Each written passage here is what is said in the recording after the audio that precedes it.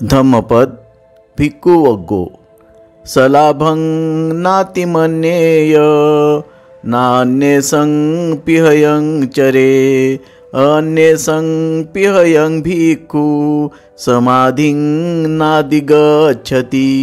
स्वतःला जे मिळाले ते कमी लेखू नये, दुसऱ्यांना मिळालेल्यांचा हेवा करू नये। दुसऱ्यांचा हेवा करणाऱ्या भिक्षूला समाधी प्राप्त होत नाही। अपलाभोपीचे भिक्खू सलाभं नातिमन्यति तवें देवा पसंसन्ति शुद्धा जीवी अतंदितं। थोडे जरी मिळाले असले तरी जर भिक्षू स्वतःला मिळालेले कमी लेखत नसेल तर त्या शुद्ध उपजीविका करणाऱ्या निरलस भिक्षूची देव खरोखर प्रशंसा करतात।